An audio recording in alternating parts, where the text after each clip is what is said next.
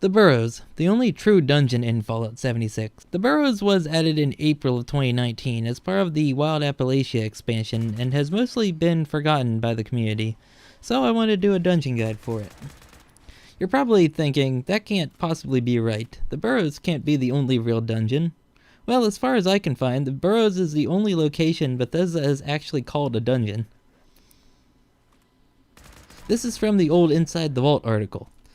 A wild new Appalachia dungeon experience. The Burrows will become available for the hardiest of explorers starting April 16th. So, with that being said, let's get on with the guide.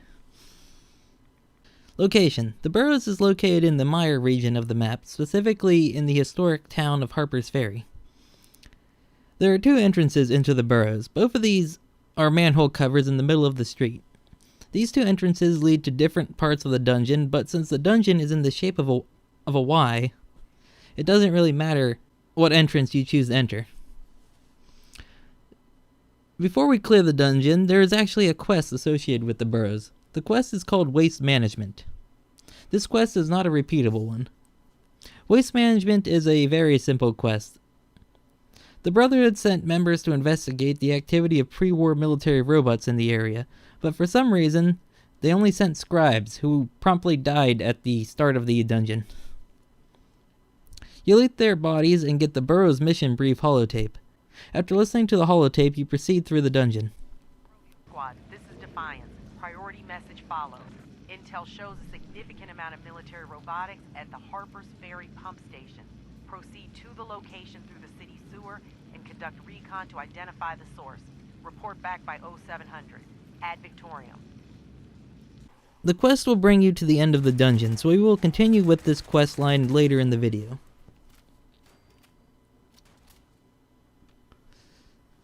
So now that we're in the dungeon, let's go over the enemies that you'll encounter in here. The most prevalent type of enemy are ghouls. There's a lot of ghouls in the Burrows. They make up about 90% of the enemy composition. For me, they mostly spawn as charred and gangrenous ghouls. However, they can very rarely spawn as glowing ones. Since there is a large amount of ghouls in here, they can often spawn as legendaries. You can get multiple legendaries in here very easily. Other than ghouls, you'll encounter a small number of rad rats and multiple defense turrets. Be wary of these turrets, as they don't actually attack the ghouls. And these turrets are kind of a double threat, as they can spawn as explosive turrets, which can stagger you very easily, allowing the ghouls to swarm you. In the later part of the dungeon, you'll encounter robots. Most of these will be gutsies.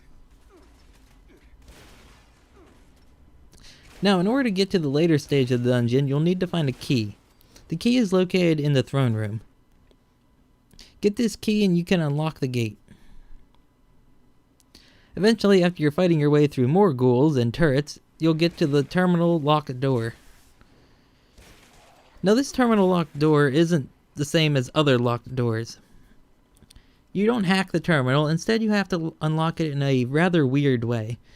You have to turn a valve handle in another room in order to unlock the terminal, in order to unlock the door. Sometimes turning the valve handle can spawn more ghouls in the same room. This wouldn't be too bad, but the door is timed, so don't take too long killing these ghouls if they do spawn. After doing this, you enter the later portion of the dungeon.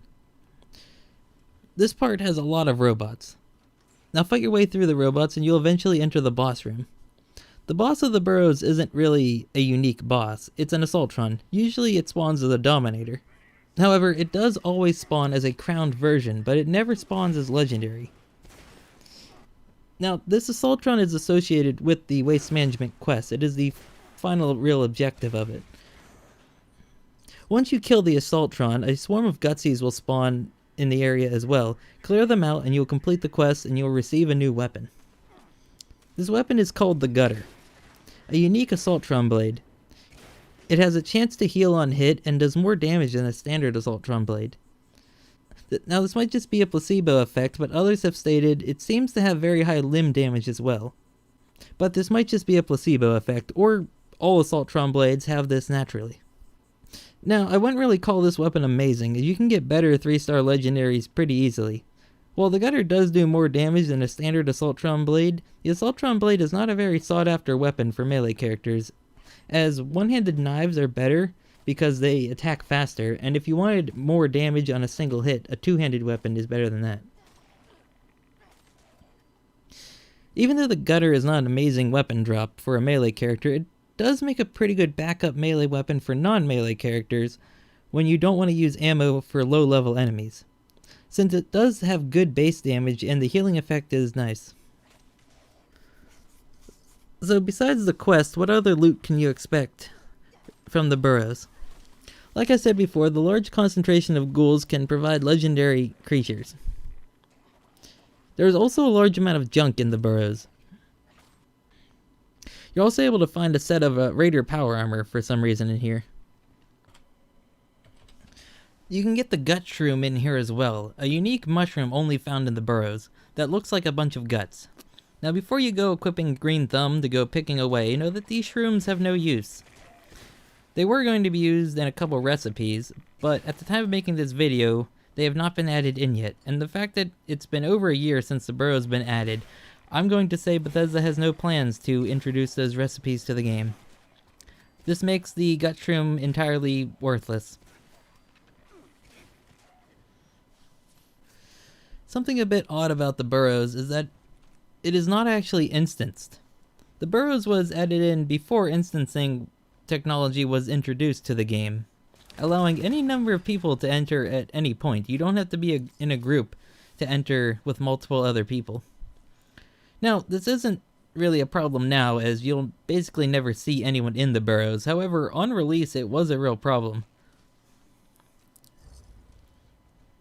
Well, that's about it for the Burrows. It's an interesting first attempt at a dungeon for the game. With the Vault Raid being removed and Bethesda focusing more on questing, it serves as a forgotten branch of content from the first expansion of the game. Back then, Bethesda seems to have really underestimated the strength and skill of the player base, as they said this would be challenging for 2+ level 50 characters. Which is weird because you can easily solo this place with any build, really. This marks the end of the dungeon guide. I hope you enjoyed it, and I plan to do more if Bethesda ever decides to add more dungeons to the game.